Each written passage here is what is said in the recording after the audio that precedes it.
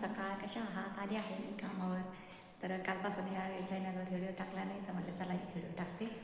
आली आहे कामावर बघा. तर खूप टेन्शन असतं डोक्याला, खूप वैताग राहतो. त्याच्यामुळं काही व्हिडिओ टाकायला मला जमलंच नाही बरं का. तर मला आज सकाळी सकाळी या चॅनलवर आपलं कांता डेली ब्लॉगवर व्हिडिओ टाकावा म्हणून टाकते. तर झालं का चहा नाश्ता तुमचा? मी पण चहा नाश्ता करून आली आणि म्हटलं चला सकाळी सकाळी एक व्हिडिओ काढा, होऊन जाईल. तर इथं बसते मी जरा 5 मिनटं, मग जाते कामावर.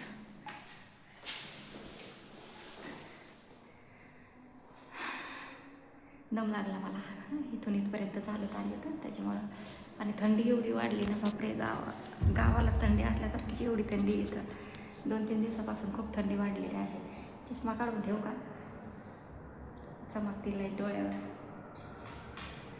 डोळ्याला लय त्रास होतो आहे, काय सांगायचं आहे. चष्मा नसला तर मग कमी दिसतंय, काय करावं. चष्मा डेली लावायला सांगितलेला आहे. आता सवय झाली, आता काय नाही वाटत. सवय नव्हती ना माझ्या, खालीवर पाय पडायचा असं कसं तरी वाटायचं. चालताना खालीवर अशी जमीन हालायची, पाय असं खालीवर असं वाटायचं पडते का काय असं वाटायचं. पण आता सवय झाली, आता काय नाही वाटत. मला वाटतं 3-4 महिने झाले असं घेतला मी चष्मा. डेली लावायला सांगितलं आहे. डेली काय करायचं, डोळ्याला त्रास आत्ताच झाला आहे मला चालू. आता म्हणजे बरंच 1-1.5 वर्षापासून असं आहे. काय सांगायचं, डोळे चांगले आहेत तर सगळं चांगलं आहे आपलं, काय आपल्याला दिसायला पाहिजे. तर डोळे महत्त्वाचे आहेत आपले, आहे की नाही भाऊ बहिणी. तर काय चाललं मग, व्हिडिओ कशी वाटते सांगा नक्की. आहे थंडी खूप आहे, मी बसले अंगावर घ्या. तर जाते आता, घेते पटापट काम करून. तर काल मला वेळ भेटला नाही बरं का. असतं टेन्शन डोक्याला, काही त्रास असतो, काही तब्येत बरी नसते, काही ना काही चालूच असतंय बरं का. काय करायचं. आणि घरी गेले ना तर मला व्हिडिओ काढू नाही वाटत, काही काम पण नाही करू वाटत. लगेच मला आराम करू वाटतं. सकाळी मी 4ला उठते ना, आवरून येते, तर असं घरी गेल्यानं असं वाटतं कधी मी आराम करते असं होतं. पण आता थोड्या दिवस हे कामं आपल्याला कमी करायचेत. मग आपल्या एकदा बिझनेसचं आपलं व्यवस्थित चालू झालं ना, मग काही टेन्शन नाही.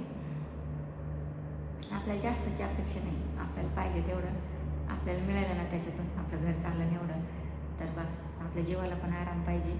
आतापर्यंत कष्टच करत आले, जसं लग्न झालं आहे तसं कष्टच करत आले. जीवनात सगळे कष्टच आहे, आराम नाही, सुख नाही, काही नाही. फक्त टेन्शन आणि कष्ट, याच्यातच माझी जिंदगी गेली भावना.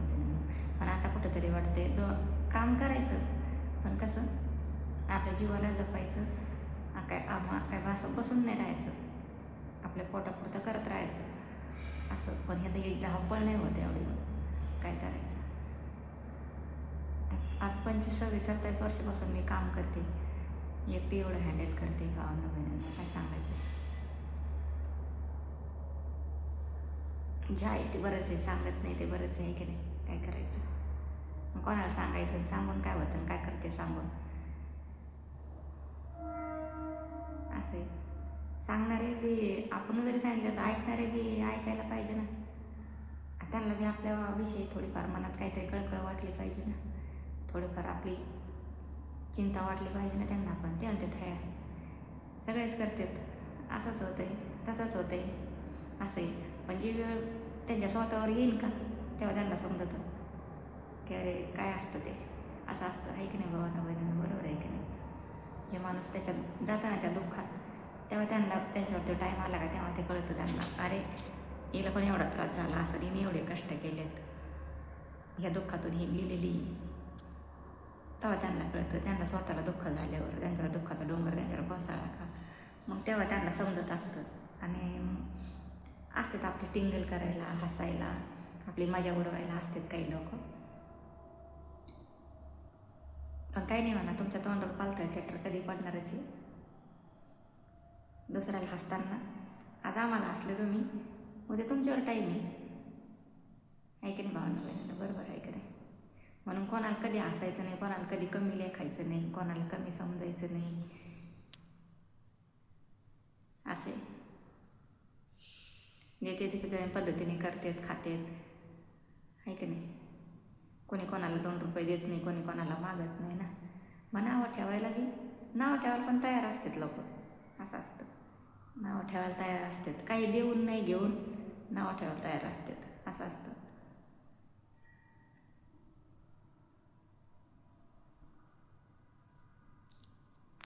फक्त बोलायला असतात लोक, पोसायला कोण नसतं, असं असतं. पण जे माणूस त्याच्यातून जातं का ते त्याला अनुभव आलेले असतात का सगळ्या गोष्टीचे, ते त्यालाच कळतं काय असतं ते. बाकीच्यांना फालतू लोकांना कळत नसतं काही, असं असतं. दुसऱ्यांना कमीपणा दाखवायचा, दुसऱ्यांना कमी समजायचं. अरे काय नाही, आता आम्ही गरीब आहेत आणि तुम्ही मोठे आहेत, तुम्ही लयच पैशावाले आहेत, पण तुम्हाला तिथंच जायचं ना आम्हाला तिथंच जायचं आहे की नाही भावांना बहिणींना. बरोबर. आता तुम्ही लयच मोठे पैशावाले आहेत, आम्ही गरीब आहेत बाबा, ठीक आहे, पण तुम्ही तेच खाता ना आम्ही तेच खातोय ना. तुम्ही तेच भाजी भाकरी खाता, आम्ही ते भाजी भाकरी खातोय. तुम्ही मटण मच्छी खाता, तेच आम्ही पण मटण मच्छी खातो का काही वेगळं आहे. हां, आणि किती असलं माणसाकडे सगळं खाली घेऊन जायचं, वर काही घेऊन जायचं नाही. बरोबर का नाही. हां, मग कशाला एकमेकांना कमी समजायचं, तुच्छ लेखायचं. अरे आमच्याकडे काही नसू द्या, पण आम्ही खाऊन पिऊन आबाद आहेत, शांत आहेत, असं आहे आमचं.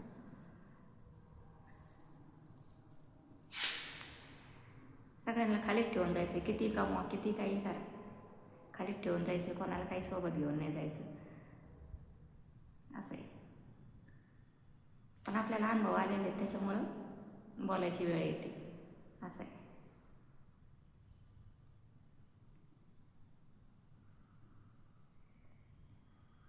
जाऊ द्या, आपण आपल्या घरी काही उपाशी नाही तो. जे मोठे आहेत आणि जे कमी समजा गरीब आहेत तर तुम्ही ते जे खाताय तेच आम्ही बी खातोय ना. आणि तुम्हाला तिथंच जायचं ना आम्हाला तिथंच जायचं.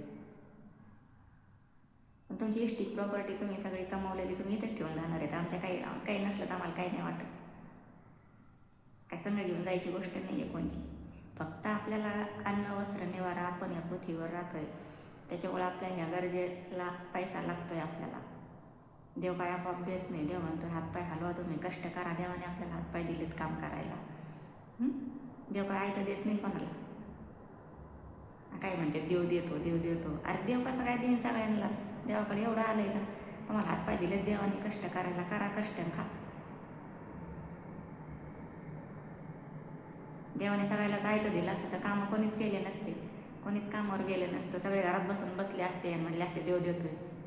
हे बाहेरचे कामं केले असते कोणी.